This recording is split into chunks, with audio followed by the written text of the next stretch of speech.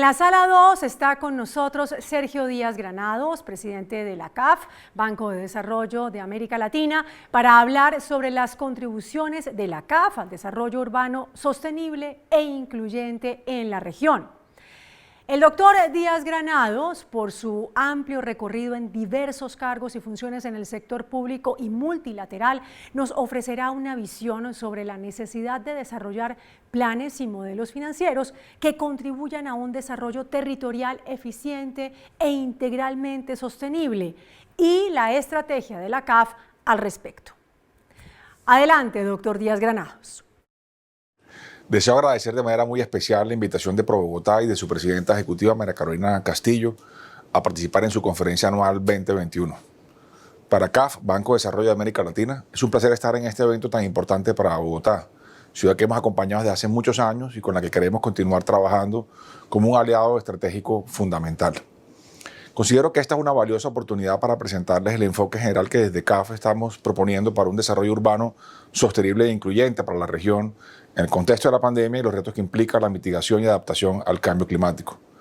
Debo destacar la necesidad imperiosa de revertir los altos y persistentes niveles de exclusión e iniquidad social y los bajos niveles de productividad que caracterizan a nuestro continente desde hace décadas. Para hacerlo necesitamos implementar políticas públicas de largo aliento que contemplen un equilibrio armónico entre crecimiento socioeconómico y cuidado del medio ambiente. América Latina es la segunda región más urbanizada del planeta y por lo tanto es en nuestra ciudad donde podemos construir un espacio propicio para la equidad y la inclusión.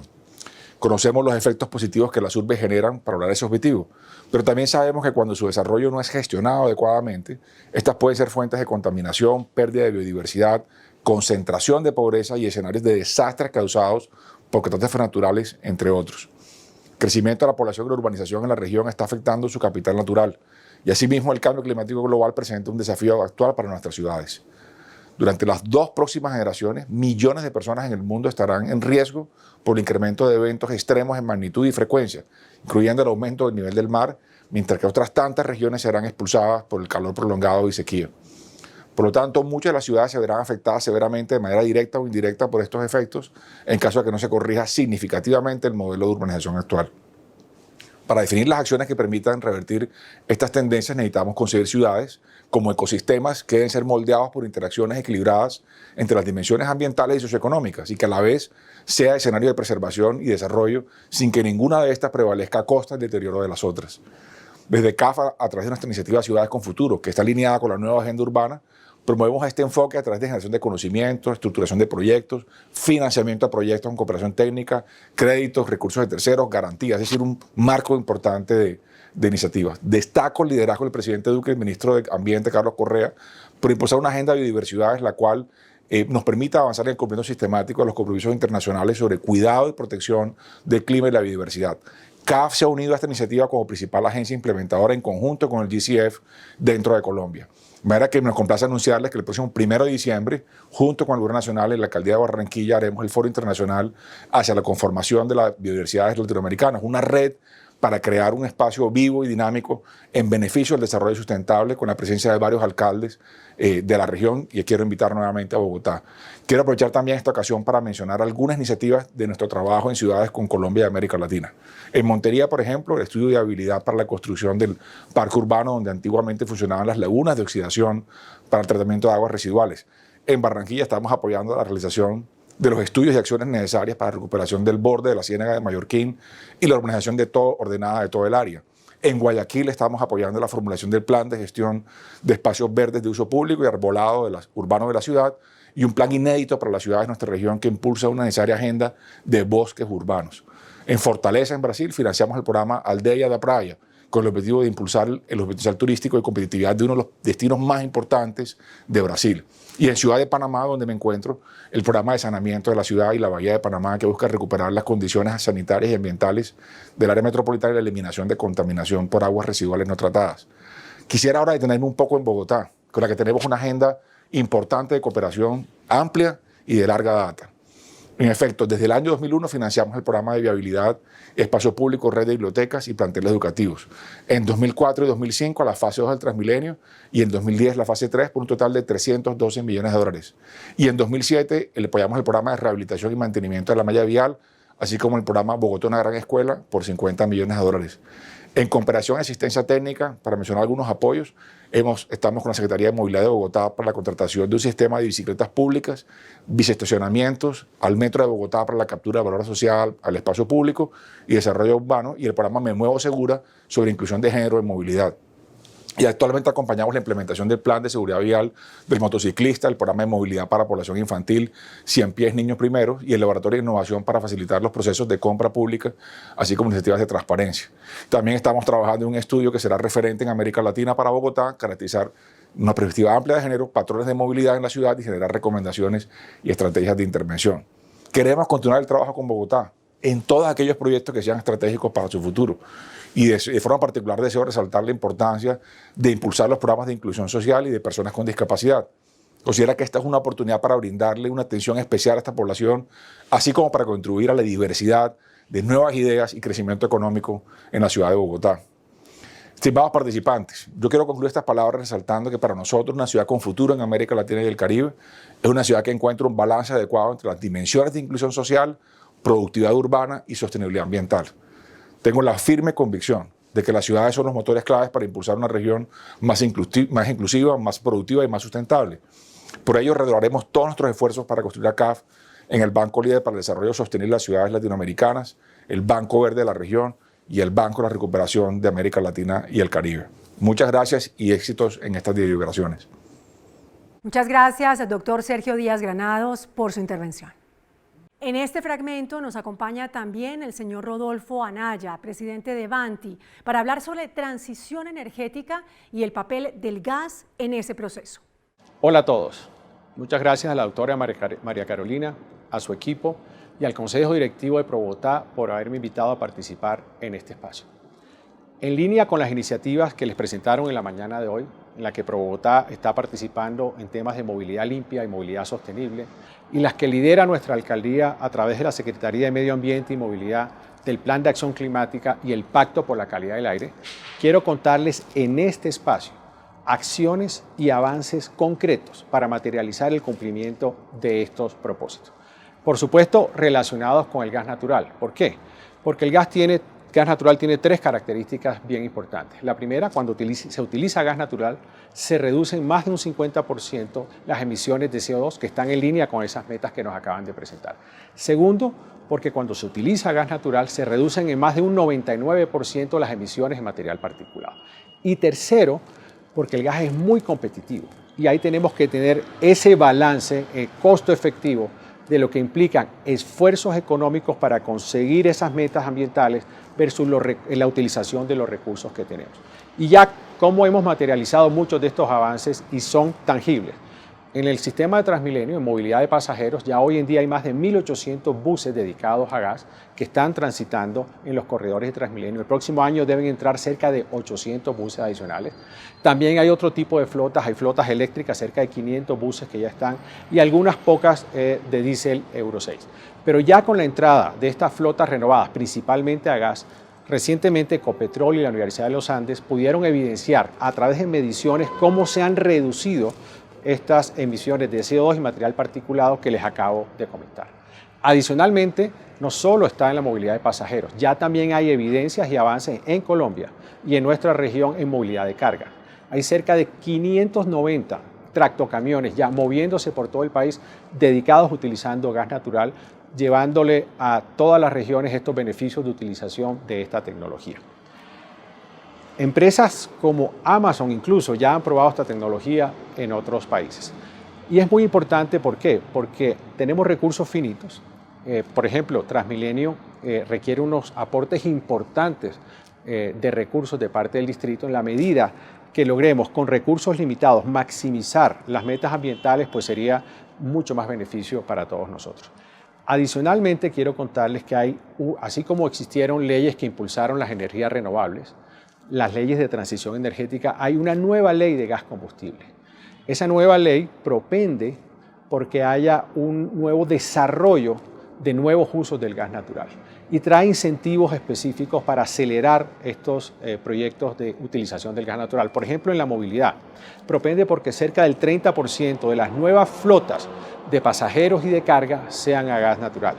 Incentivos para las flotas de carga, como por ejemplo que no van a tener pico y placa, flotas urbanas de menos de 10 toneladas de pico y placa no lo van a tener y van a poder aumentar su productividad. Pueden utilizar sus vehículos de carga con publicidad exterior para masificar, digamos, la visualización del uso de esta tecnología. En industria también hay incentivos importantes, porque no solo se trata de cambiar la utilización del energético, también es importante hacer uso eficiente de la energía. Y a través del gas natural, en esa ley vienen incentivos para que haya nuevos proyectos de autogeneración, cogeneración y trigeneración. Y ya lo hemos visto, ya se ha reactivado totalmente esta industria, no solo en la industria manufacturera, también en la industria hotelera, en la industria comercial, en fin, digamos, en diferentes utilizaciones. Entonces, los invito a todos a que conozcan las ventajas de esta nueva ley. Por supuesto, estamos en trámite y es un reto de su debida reglamentación, pero es una muy buena ley que tiene la potencialidad de traer más beneficios tangibles y rápidos, que es muy importante. Y una reflexión final para todos.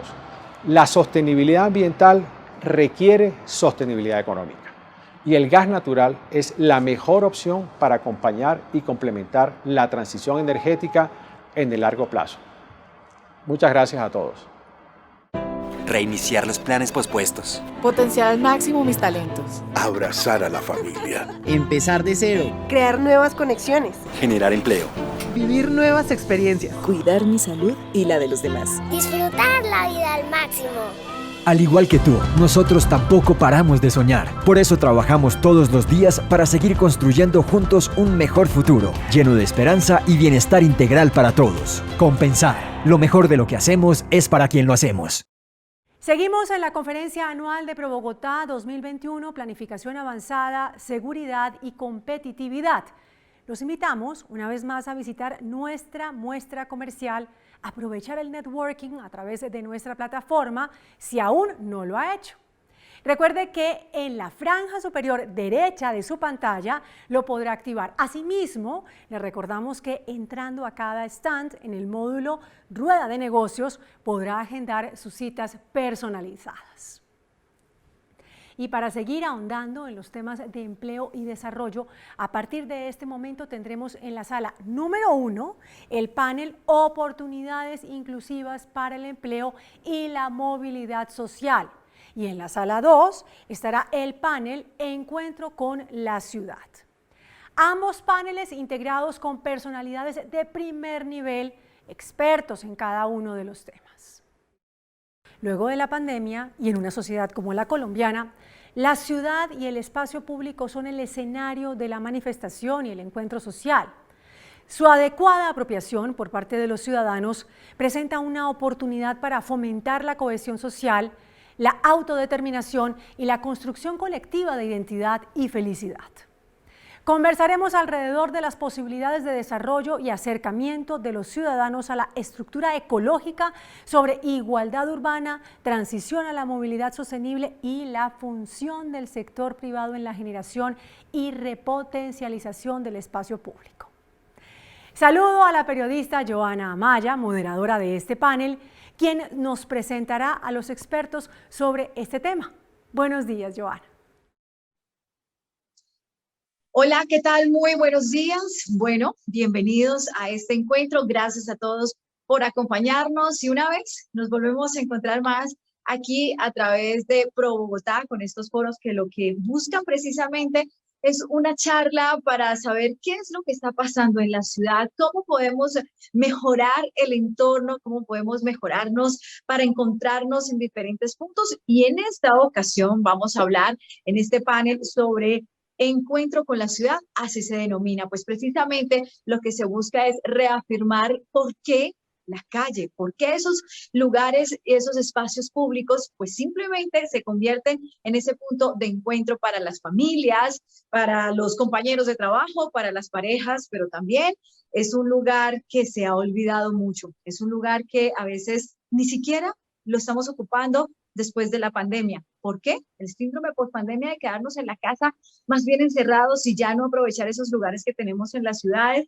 ¿Cómo mirar el desarrollo de las ciudades? ¿Cómo abrir las ciudades, ampliarlas sin que el ecosistema, sin que esas estructuras ambientales se vean afectadas. De todo esto y mucho más estaremos hablando en este conversatorio con grandes, por supuesto, panelistas, profesionales y expertos que conocen mucho de estos temas y que nos van a enriquecer cada vez más sobre lo que es el encuentro con la ciudad. Quiero precisamente presentarles a esta hora de la mañana al profesor Luis Inostroza, investigador senior de la Universidad Bur de Bochum en Alemania y la Universidad Mendel en Brno. Además es editor de Ecosystem Services y de la editorial Springer, miembro del Comité Ejecutivo de Ecosystem Services Partnership, experto de la plataforma intergubernamental sobre diversidad biológica y servicios de los ecosistemas, con experiencia laboral en Europa, en América Latina, en Asia, en África y miembro de la Sociedad de Ecología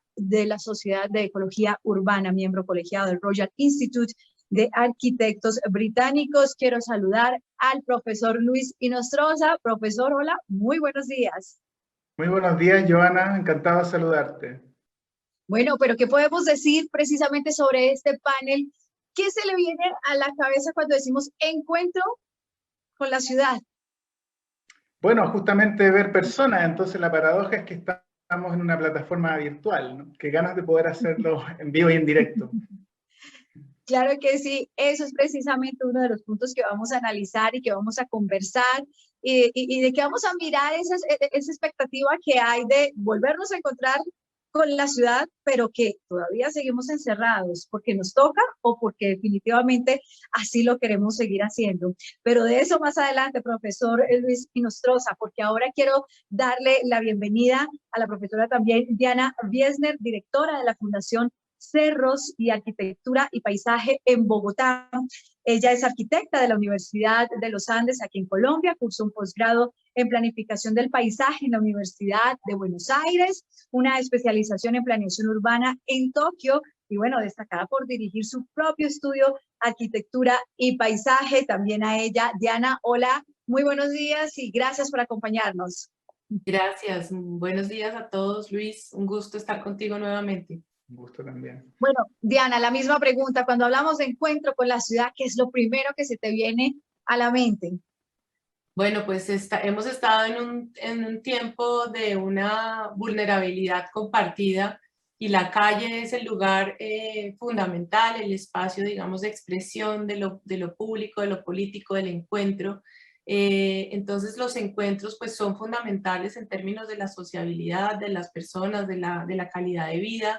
Y eso pues nos lo ha dado claramente pues todo lo que hemos vivido en los últimos años, de modo que respirar y caminar y percibir la ciudad es fundamental dentro de, digamos, de la salud física, dentro de la salud mental de los ciudadanos, y los encuentros pues son fundamentales para esta convivencia y vida en común que es la ciudad.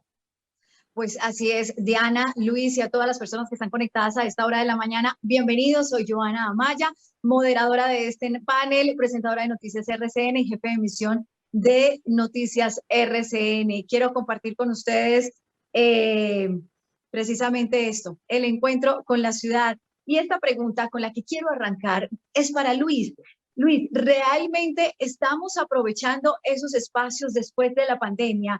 La naturaleza, los espacios públicos, la calle en sí la estamos aprovechando después de haber estado encerrados durante muchos y muchos meses, o definitivamente, como lo decíamos al principio, nos acostumbramos a esto, a la virtualidad, a estar arreglados de la cintura para arriba, de comprar el mercado a través de plataformas, de ver televisión y no ir a cine. ¿Cómo estamos aprovechando, si es que lo estamos haciendo o definitivamente no?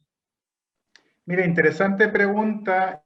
Yo pienso, mirando la evidencia que ha aparecido durante el último año, que hay respuestas que son específicas respecto a las culturas. Las culturas han respondido de manera diferente, ¿no? No podemos hacer una generalización diciendo que en todas partes del mundo pasó A o B, sino que hay culturas que son más retraídas, en que esta especie de virtualidad aparece como una forma más cómoda de comunicarse. Pero también hay evidencia muy interesante, por ejemplo, en el contexto europeo, de la repotenciación de las áreas verdes, por ejemplo, ¿no? cómo las áreas verdes que están dentro de las ciudades, que en muchos casos no tenían tanto valor o no eran tan importantes, más bien las personas, los habitantes buscaban los encuentros con la naturaleza fuera de la ciudad en distancias más largas, y estas pequeñas áreas verdes metidas entre medio del tejido urbano empiezan a cobrar importancia. Fíjate, no solamente desde el punto de vista del contacto directo, de poder salir a pasear, a pasear al perro, a caminar, a tomar un poco de aire fresco, sino incluso desde el punto de vista visual, también de la posibilidad de poder abrir la ventana, ¿no? Y poder respirar un aire que actualmente puede estar limpio, ¿no? Porque con la cosa de la pandemia estamos todos un poco paranoicos, pero efectivamente yo pienso que hay ahí una especie de recuperación. Ahora, por otro lado, sí es cierto que la sobrevirtualización de nuestra forma de trabajo sí ha tenido también un efecto directo en aquellos otros espacios que son más bien funcionales, ¿no? Que tienen que ver con cómo las personas se mueven dentro del sistema urbano, y ahí sí que también se observa que hay cambios importantes y una tendencia, digamos, a que la casa y el trabajo ya se transformaron en la manera normal de trabajar casi para la mayoría de la gente, ¿no? Bien. Es verdad. Quiero preguntarle a Diana, que Luis habla precisamente de esa repotencialización de las áreas verdes de las ciudades, que tal vez mirábamos los parques, ¿no? Esas áreas verdes muy lejanas o simplemente como que qué pereza, y durante la pandemia pues las extrañamos y ahora las estamos disfrutando. Diana, quiero preguntarte, en el caso de aquí de Bogotá, ¿sí crees que de verdad estamos aprovechando esas áreas verdes que están dentro de la ciudad? Bueno, pues mira, nosotros el año pasado precisamente lanzamos una campaña, porque tú sabes que lidero la Fundación Cerros de Bogotá, en que se llamaba Los Cerros nos salvan. Desde el 2014 hay un fallo del Consejo de Estado que ordena que los cerros deberían tener un área de uso público restaurada de área recreativa pasiva. Esos son más o menos 500 hectáreas que corresponderían a 1 metro cuadrado más de área verde por habitante distribuidas a todo lo largo de la ciudad. Y esa oportunidad la hemos perdido. Si tú ves las encuestas que hace Greenpeace, más o menos más del 45% de las personas encuestadas ha considerado lo importante que es y lo fundamental de las áreas verdes, y cómo los jóvenes en este momento quieren vincularse y establecer transformaciones dentro de nuestros ecosistemas. Entonces, pues es fundamental, digamos, tenemos una gran oportunidad nosotros con semejantes cerros, y la verdad es que si hubiéramos implementado ese fallo, en este momento tendríamos muchísimos lugares donde los ciudadanos podrían caminar, además de manera equitativa, porque están a lo largo de 50 o 60 kilómetros a lo largo de la ciudad. Entonces, pues todavía los cerros están ahí, pero los ciudadanos inclusive se arriesgan pues digamos en términos de seguridad, a caminarlos por sitios que no están establecidos, porque hay una urgencia y una necesidad de contactarse con la naturaleza, de respirar aire puro. Digamos, toda esta vulnerabilidad compartida nos ha generado como esa gran necesidad de que todos salgan y todos quieran estar en esos lugares, más obviamente en los parques y en los espacios públicos, en la calle, pero pues ese sentimiento de no estar unos pegados a otros, la naturaleza y nuestros cerros son los lugares que nos hubieran podido acoger. Pero Diana, de lo que tú nos hablas es importante, interesante, y nos permitiría conocer mucho más de lo que hay en los cerros. Especies nativas, es decir, es algo, incluso tigrillos se han logrado ver allí, una cantidad de especies, pero que no las estamos valorando y no estamos cuidando lo que es nuestro y que hace parte de esa supervivencia de la ciudad. ¿Eso a raíz de qué se debe? Digamos, del desinterés del ciudadano en general, porque ve como que los cerros, pues sí, hacen parte de la capital, y también de una falta de política de la administración. Pues mira, no, digamos que nosotros siempre hemos dicho que a los cerros les ha faltado un tema de prioridad política, pero sobre todo, digamos, en las áreas de alta presión que tienen los cerros, que es este pie de ladera, y que ya está declarado como área de franja de ecuación, que es el área límite entre la ciudad y la reserva. Digamos que los ciudadanos, muchos, digamos, la iniciativa que nosotros tenemos es como de ciudadanía para trabajar con la alcaldía, y pues yo no creo que sea, digamos, una desidia ni mucho menos, pero sí deberíamos trabajar mucho más en colaboración y en sinergias las instituciones públicas, las universidades y el ciudadano en común.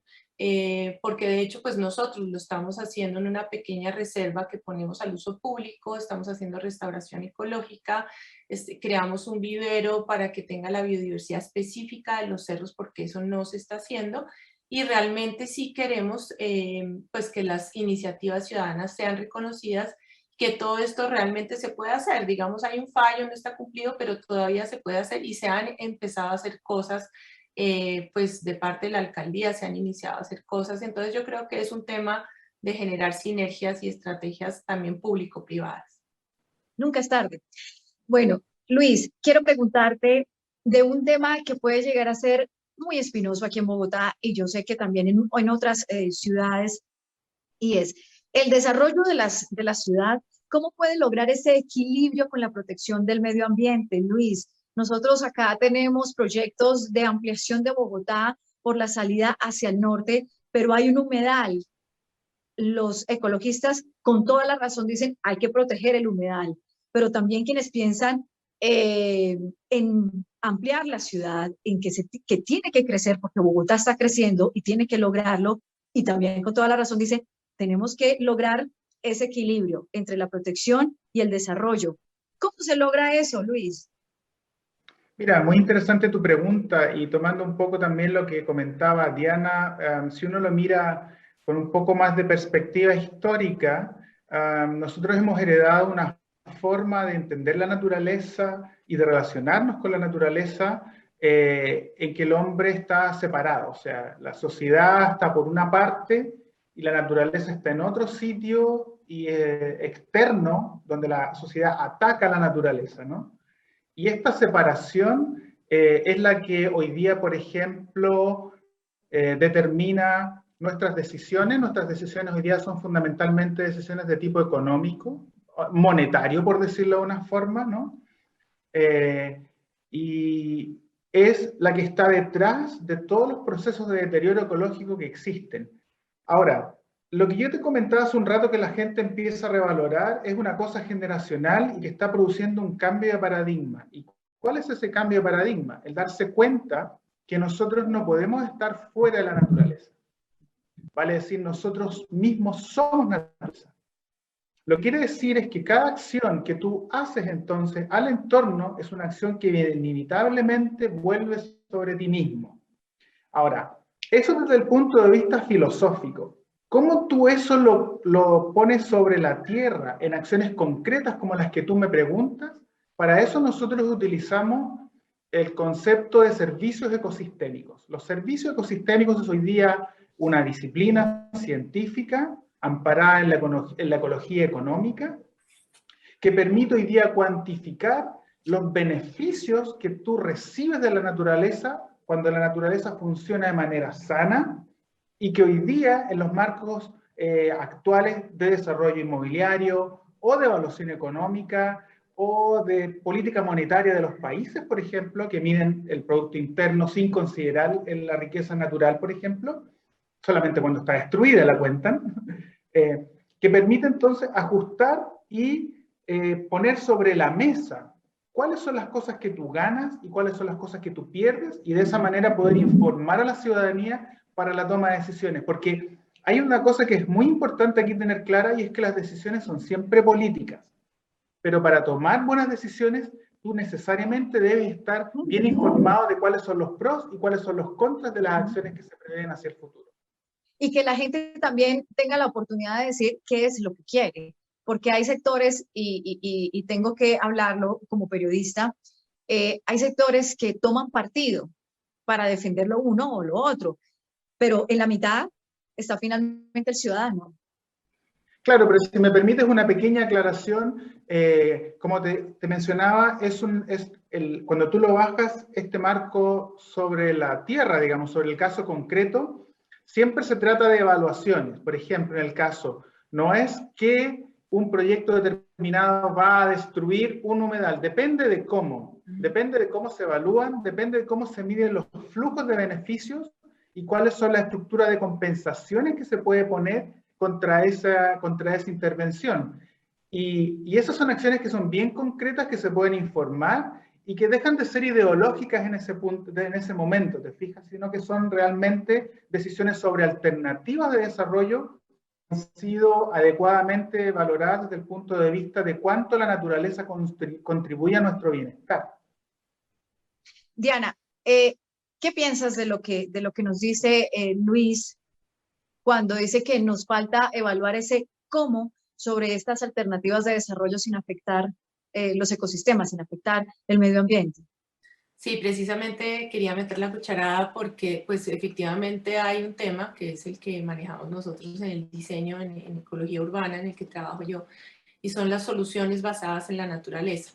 Digamos que obviamente es entendible que no se puede, digamos, desligar el crecimiento y el desarrollo de la ciudad versus la conservación y, digamos, la valoración de la naturaleza en la ciudad.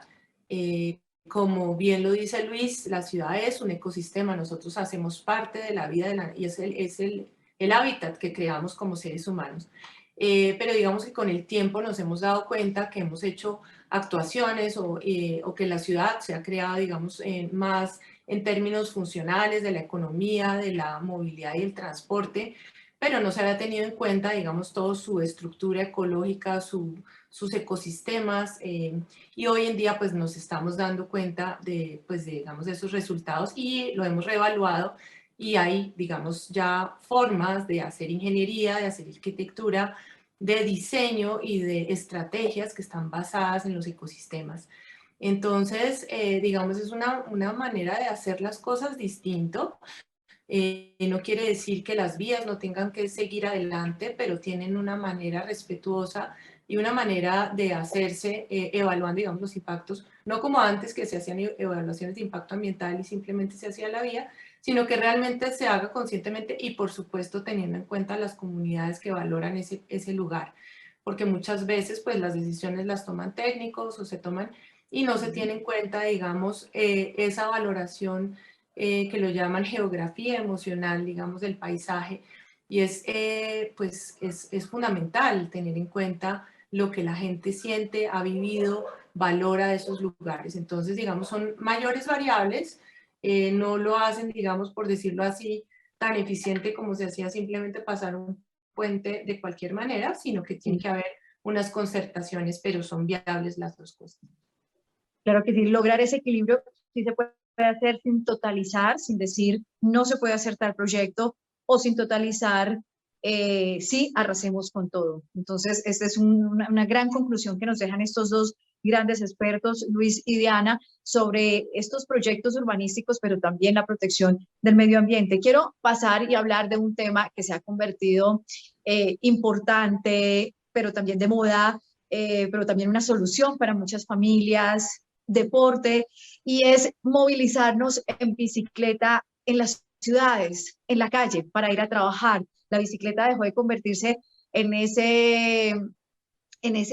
esa recreación de los domingos en la ciclovía, y quiero poner en contexto a Luis. Aquí en Bogotá, Luis, hacemos todos los domingos en las principales vías, cerramos las principales vías de muchas ciudades, no solamente de Bogotá, sino también de Cali, de Medellín, de muchas ciudades, para que la gente tenga un espacio de recreación. Pero esto definitivamente no va, es decir, dejó de convertirse la bicicleta en un lugar de recreación de los domingos, sino que se volvió en parte de la vida nuestra los lunes, los martes, los miércoles, todos los días y todo el día. Desde cualquier punto de vista, esto es manito arriba, por supuesto, tengo que decirlo, monto bicicleta de manera recreativa. Pero las ciudades sí están preparadas, Luis, quiero preguntarte para abordar este tema a nivel de seguridad, a nivel de vías y por supuesto de conciencia de los conductores de los carros, de los buses.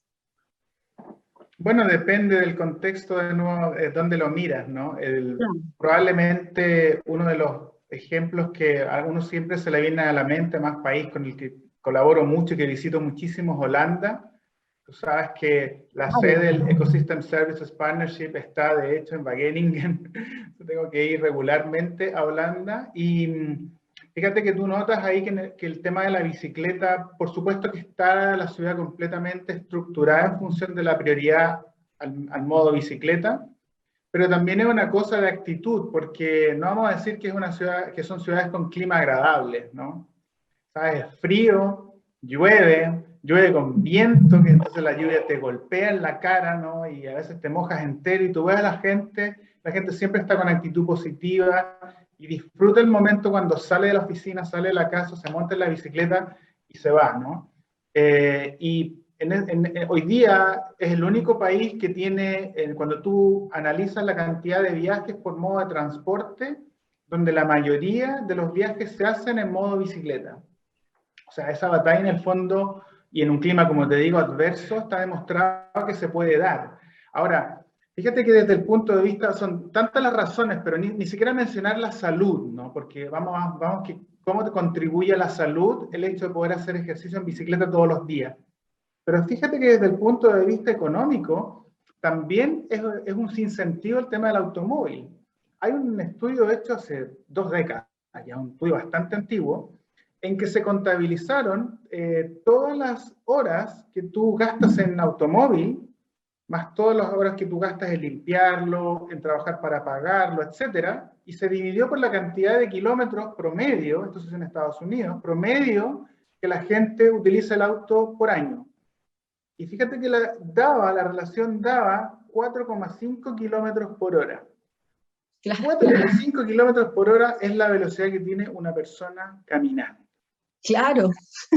O sea, eso te muestra un poco el sinsentido que tiene el pensar que la movilidad tiene que basarse en modos motorizados, la movilidad intraciudad tiene que basarse en el siglo XXI fundamentalmente en modos pasivos, en modo bicicleta y en modo caminata. Pero Luis, ahí viene mi pregunta, o mejor mi contrapregunta. ¿Cómo tiene que estar preparada una ciudad para que todos quepamos? Todos. Es decir, el señor que no puede manejar bicicleta porque tiene un problema de rodilla, pero tiene que ir en su carro, para que el ciclista se sienta seguro, para que no ande con un bate porque siente que le van a robar en la esquina su bicicleta. ¿Qué tiene que hacer las autoridades? ¿Qué tienen que hacer para que esto se convierta en definitivamente un estilo de vida seguro, saludable, pero además que todos quepamos? Bueno, eso es materia de diseño vial, y en ese sentido la ingeniería está bastante avanzada, digamos, como para poder resolver los problemas técnicos de cruces, los problemas técnicos de segregación de flujo entre vehículos, pero sí implica, con la percepción que tengo de la ciudad latinoamericana, sí implica una cesión de espacio, que hoy día está mayoritariamente entregado al automóvil, no solamente por circulación, pero también por temas de estacionamiento. Ahí hay que hacer una transformación de paradigma en peatonalizar mucho más las estructuras, sobre todo las estructuras centrales de las ciudades en Latinoamérica, ¿no? Que si tú lo comparas con ciudades en Europa, por ejemplo, va a ver que normalmente los centros históricos son solamente accesibles a pie y solamente los residentes tienen un tipo de acceso privilegiado y exclusivo a su vivienda cuando viven en el centro. De lo contrario, los automóviles no pueden entrar. Diana, quiero preguntarte precisamente en el caso de Bogotá, donde simplemente el alcalde dice, en una vía de 3 carriles quitémosle uno y habilitamos la ciclorruta. ¿Ese es un paso correcto para que en una ciudad quepamos todos? Sí, digamos que pues bueno, como dice Luis, yo creo que en Bogotá estamos en un proceso de transición, de entender, digamos, que la movilidad es fundamental, tener una movilidad de transporte público y masiva resuelta. Bogotá todavía no la tiene y apenas estamos en la primera fase de la primera línea de metro y de aquí pues a que la tengamos va a pasar bastante tiempo. Bogotá además ha liderado desde hace muchos años pues que hemos implementado una red de ciclorrutas y lo que dices tú, la ciclovía del domingo, que a mí me parece el invento más ecológico y más integrador en términos sociales de Bogotá. Pero digamos que estamos en un proceso de transición. Como tú dices, bien lo dices, tenemos que convivir todos. Los vehículos todavía tienen que tener un espacio mientras sucede, digamos, una buena estructura de transporte público que funcione, la gente se está moviendo, nos estamos moviendo a pie en bicicleta. Entonces, digamos que como cuando se hace una obra de infraestructura pública, pues hay que tener un poco de paciencia en toda esa metamorfosis que va a tener la ciudad a esa imagen que se desea de que estemos más cercanos a tener infraestructuras que tengan preponderancia en lo público, en lo masivo primero, y en las bicicletas y en lo peatonal, y por último en lo privado. Pero definitivamente en este momento estamos en una coexistencia en la cual pues todos tenemos que ceder un poco y tener paciencia. Pero ¿qué falta precisamente no para que nos convirtamos ahí sí en Holanda, porque sabemos que tenemos otra realidad con unos recursos más limitados y por supuesto unas políticas a las que les falta pues mucho más impulso para crear esta conciencia tan enorme de movilizarnos en bicicleta?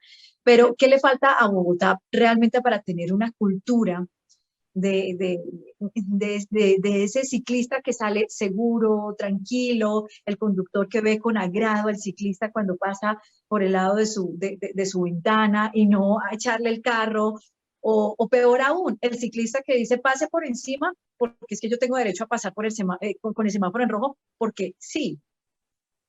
Pues sí, efectivamente iba a ir a eso porque hay un tema de cultura ciudadana que todavía estamos construyendo, lo tuvimos en un tiempo muy fuerte gracias a Antanas Mocus, y en este momento inclusive los propios ciclistas también son agresivos con los peatones. O sea, no podemos decir que los vulnerados sean solamente los ciclistas, también están las motos que están contra los ciclistas, entonces estamos ahí como en una coexistencia compleja en la cual necesitamos un programa de cultura ciudadana, en la cual primero se respeten a los más vulnerables, que son los que, digamos, van a pie, a los niños y a las personas mayores, y así, digamos, en ese nivel de gradientes y de escalas, se cree, digamos, esa cultura al respeto y a la norma. El hecho de que yo voy en bicicleta no quiere decir tampoco que estoy por encima de los demás. Entonces, digamos que sería importantísimo tener ese programa permeado de por vida y no, digamos, dependiendo, digamos, de ciertas alcaldías que lo implementan o no. Esta es una pregunta tanto para Luis como para Diana. ¿Cómo logramos que la calle sea ese punto de encuentro sin que haya ese tipo de fracturas entre el peatón, el conductor, el motociclista, el ciclista, las familias en el parque? Es que realmente es complicado porque son varios intereses, son varios protagonistas en la calle. ¿Cómo logramos que que la calle sea ese punto de encuentro chévere? Podríamos decirlo así, con una palabra muy, muy coloquial, tanto para Luis como para Diana. No sé quién comienza. Diana. Bueno, perfecto.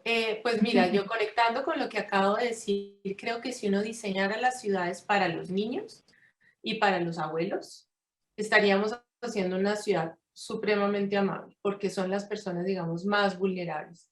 Si existiera, digamos, ese concepto de diseño desde estas personas y paralelamente, digamos, en cualquiera de las estrategias que se haga de intervención de ciudad, hay una presencia muy fuerte de naturaleza, ¿cierto? Y además tengamos programas de sensibilización ciudadana, generaríamos una transformación paulatina, porque tú me vas a decir, bueno, pero eso es como desde cero, pero obviamente desde cada vez que tenemos una intención, por ejemplo, ahorita viene todo el tema del Transmilenio de la carrera séptima, que es pues todo una transformación que va a tener la ciudad, o efectivamente todas las obras que vamos a tener del metro de Bogotá. Si no estamos pensando en los más vulnerables y en la integración de las familias y en dar una preponderancia a los espacios públicos que tengan presencia de naturaleza, no estamos generando una ciudad amable y por ende generamos unos ciudadanos agresivos. Si la ciudad empieza a ser más amable, los mismos ciudadanos responden y empiezan a defender su ciudad, a respetar al otro, a cuidar, digamos, a toda esa campaña que tenemos de cuidar, del cuidado del otro, del cuidado del respeto. Luis. Yo pienso que en Latinoamérica la calle ha sido siempre y sigue siendo el lugar de encuentro.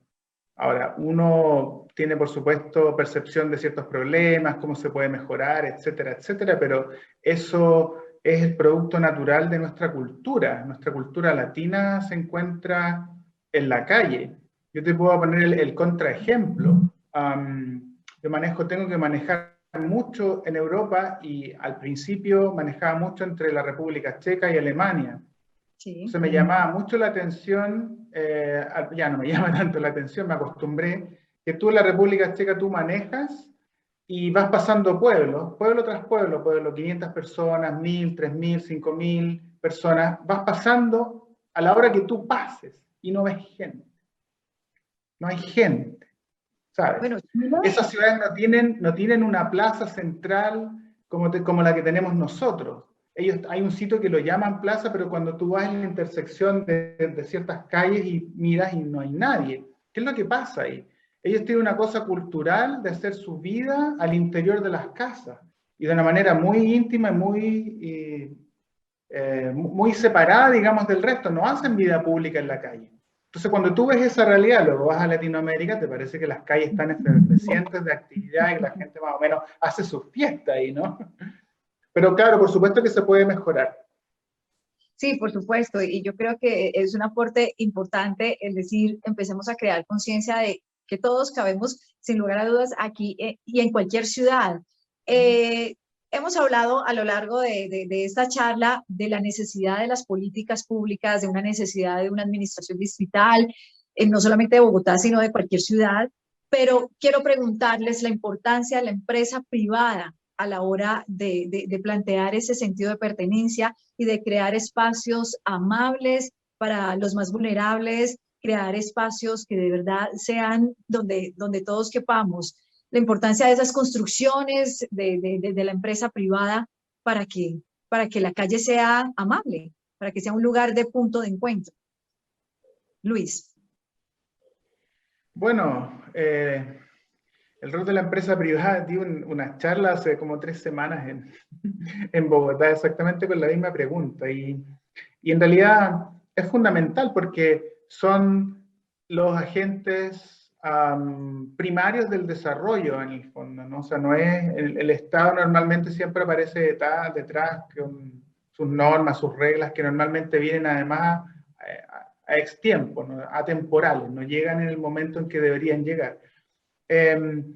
Y que pienso que he visto síntomas de cambio en la forma como las empresas entienden su acción o su rol social, digamos.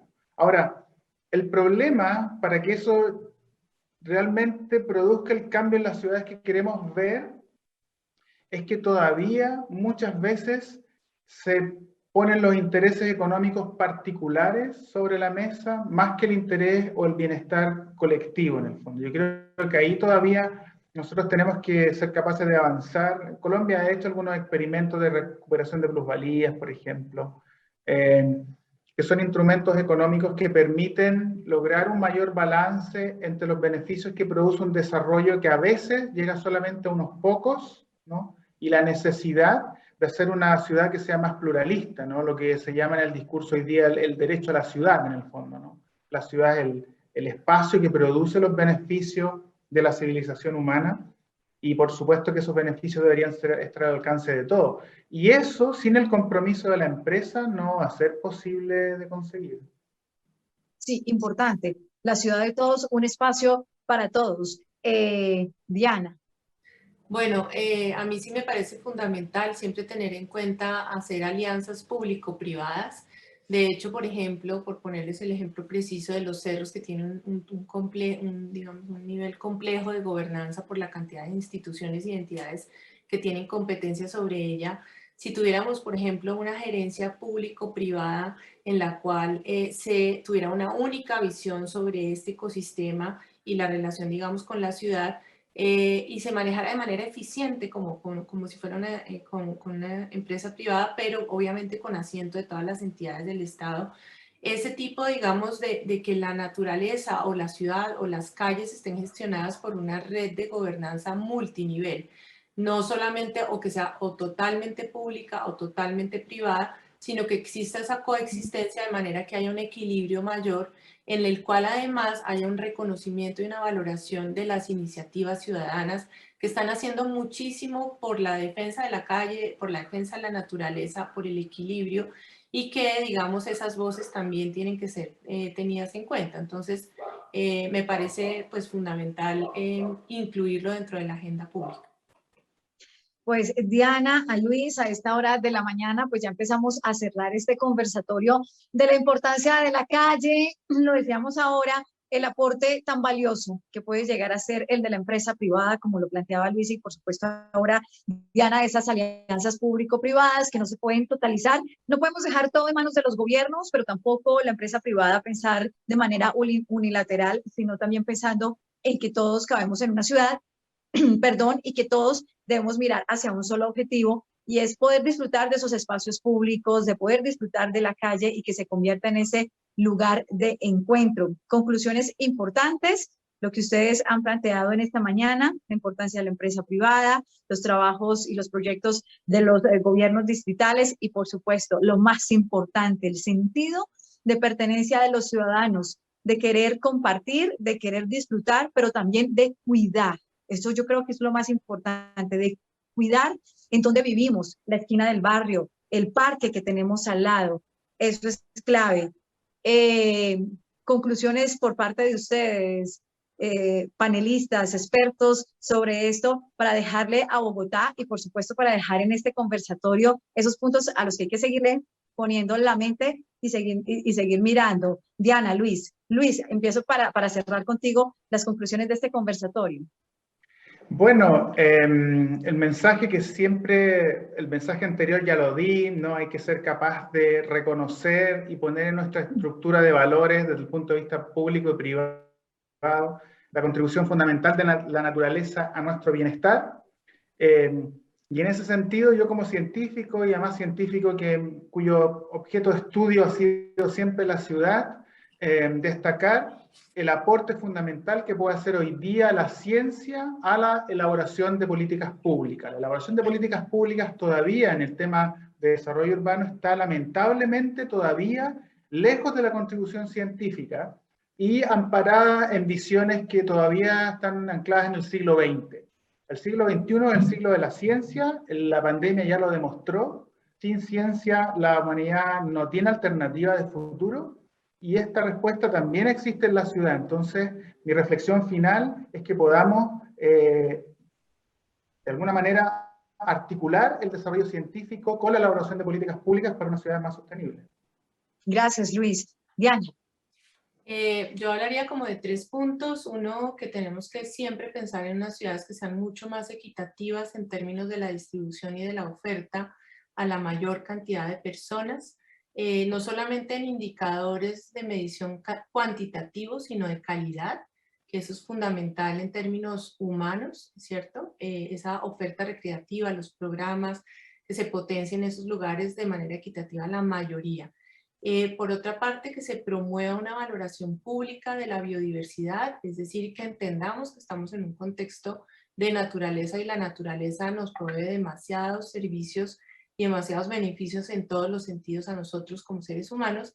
Y por último, que hay un cuarto de la población mundial que no ha sido tenida en cuenta en la planeación de las ciudades, y son las voces de los niños y de las niñas. Nosotros hemos hecho un programa para que en el plan de ordenamiento fueran tenidos en cuenta los sueños de los niños en sus lugares y sus territorios, y como insisto, una ciudad amable para los niños y los más vulnerables puede ser una ciudad buena para todos. Una tarea que deja planteada, que dejan ustedes dos, que son grandes expertos sobre el tema de las ciudades. Diana y Luis, gracias por habernos acompañado en esta mañana, gracias por esta charla sobre lo que pueden llegar a ser esas ciudades ideales y que seguramente no están lejos si todos ponemos de nuestra parte. Un abrazo para ustedes y nos vemos en una próxima oportunidad, y a todos los que están conectados también. Muchas gracias a ti, Joana, y muchas gracias a Pro Bogotá por la invitación. Igualmente. Chao, gracias. Hasta luego. Hasta luego.